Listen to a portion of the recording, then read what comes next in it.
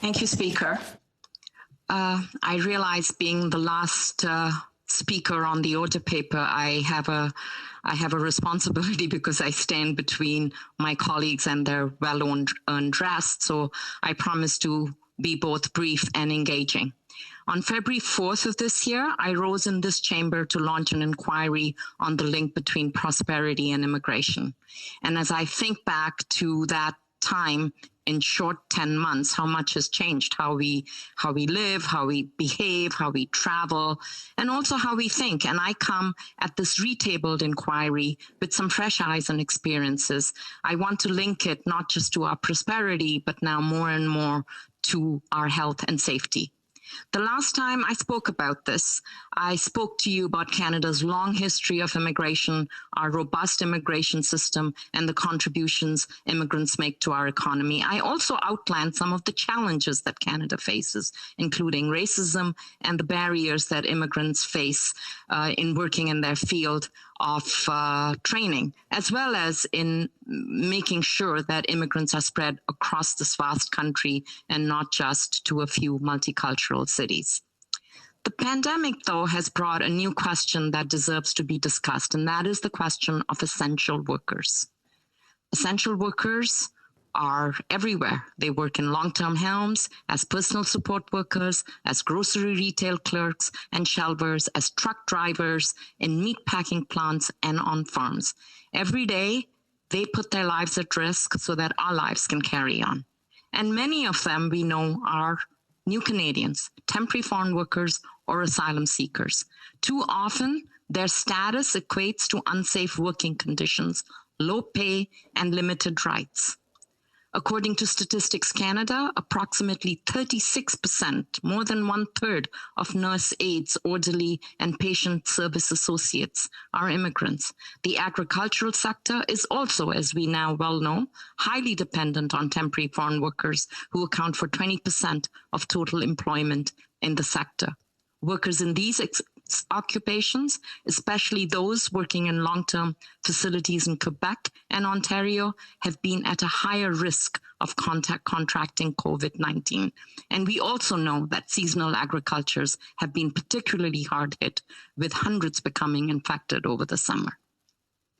Over the last 3 decades, Canada has focused on prioritizing high-skilled workers. They and their families make up the single largest cohort in our annual immigration plans. Over time, I believe, we have developed an addiction to filling our labor market needs with those we believe who have the fastest and best way to create wealth for themselves and for Canada.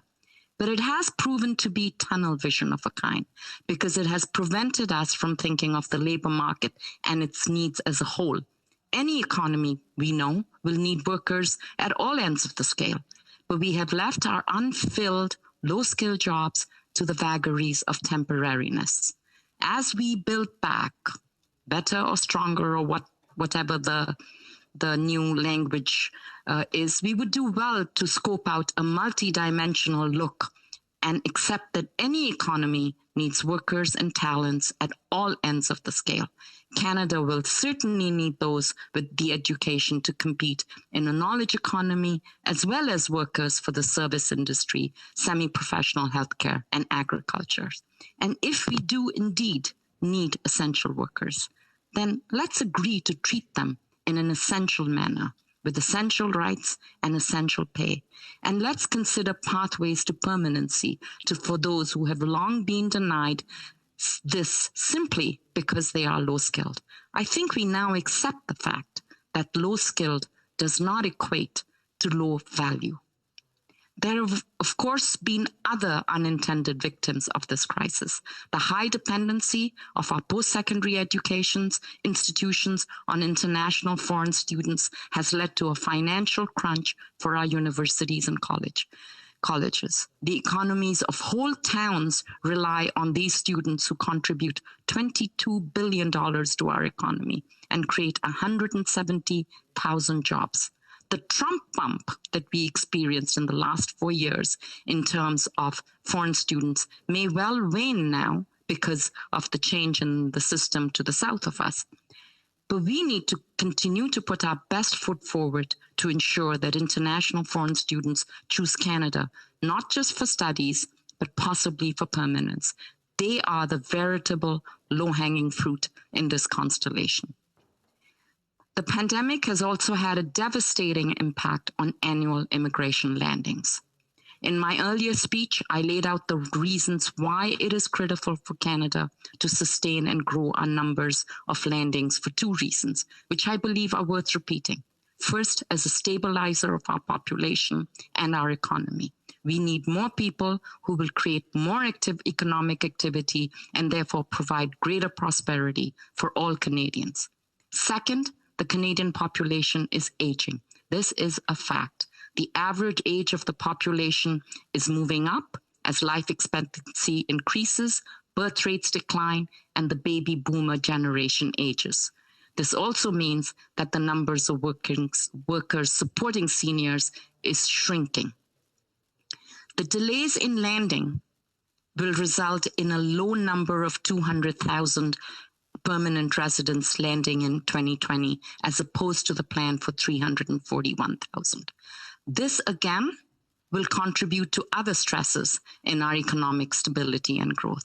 As a result, the government has announced that Canada will increase its targets and welcome more than 1.2 million new immigrants over the next 3 years.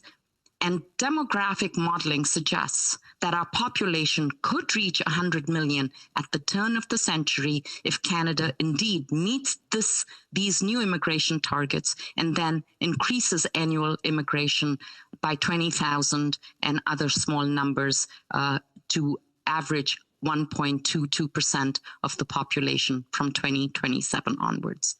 But I'm unsure whether we will meet these immigration targets in the short term, unless we put some sacred cows out to pasture, such as aggressively landing those who are already in Canada, temporary visa holders, foreign students, and yes, maybe even asylum seekers. Which brings me to my last point.